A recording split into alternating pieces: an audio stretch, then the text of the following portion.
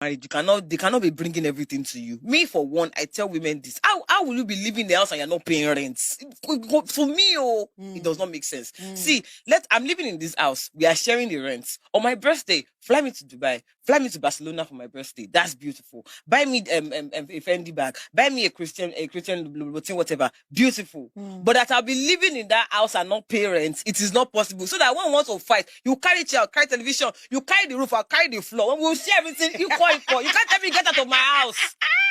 No, that's not to be an adult. You can't tell me get out of my house. There's nothing like get out of my house. We are living together. And so because living together is like cohabitating, isn't it? And you have to be responsible. Imagine taking in a friend and then you have a chef, you have a cleaner, you have a dry cleaner, and then your friend is just waking up in the morning, eating, throwing their plates and their clothes everywhere in the house, and you're cleaning after them. You're paying for everything.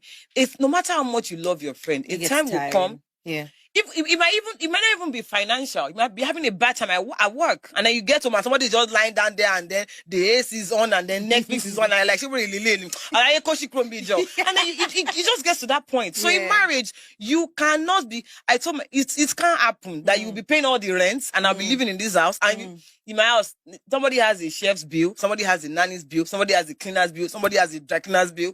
That's how it's done. Sometimes if I default, he can help me, I can help him. But you can decide to travel and come back and buy me a gift of $10,000. Beautiful. But that because you have the money, I will not allow you because there's respect in doing. There's a lot of respect in it. And that's another challenge in marriage. A lot of girls, every single girl likes to be taken care of. True. The most hardest worker of them all, E.G. Talks.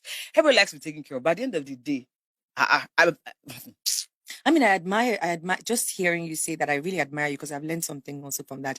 I'm not the kind of person that will share it. No, I can't. I'm being honest. That's beautiful. But let me tell you what I am. I'm the kind of woman who a man would never have to worry about where his next meal is coming from. Yeah. I don't believe in collecting money for housekeep. I don't believe in it. I don't. I've had friends who've looked me in the face and thought that's a stupid way of thinking. I don't believe in I'm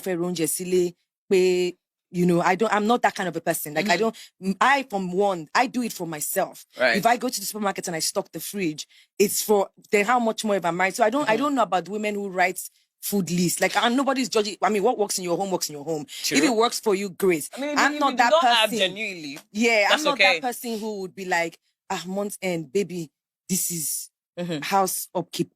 That's not me. Do you get? I would expect that some heavy lifting in the house. Like I don't want to know what is going on with the generator. It's not my. No, if it's I should not lie. When they used to do changeover in our house, I don't know. Do you get things like that? I feel like literally. So what you can then do to reward the man, as you said, and I admire that. Maybe I should try that as well in terms of, what, rather than not saying me, I'm just a different kind of weary. My only thought would be Tobani Kinkoja de Ibo Munlo. If you go vex, I should park. Where are they parking to? So where? I don't understand. How? In my house. Do you get? Maybe because I have that thing traumatizing. Like, no.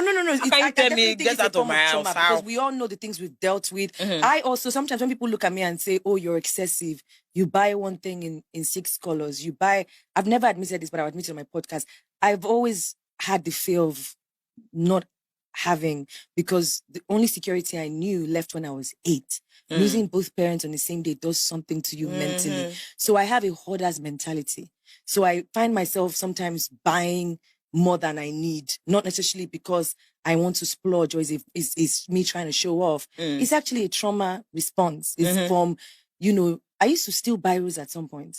I used to just randomly steal biros because I just always had the trauma of being where I needed to feel something and I won't have a pen. So you open my bag and you see like 10 pens. Like, why do you have 10 pens? I just keep picking them up from the bank, from this, from that, from that. I won't return people's biro to them. So it's a trauma response that can also come from you never wanting to depend on somebody. So you're like, you know what? I don't care how much money you have. I'm going to pay half that rent with you. So that, as you're saying, Tabanja, stay on this wing. Let me stay on this wing. So I if I want to cuss you out, I can cuss you out very well. But I admire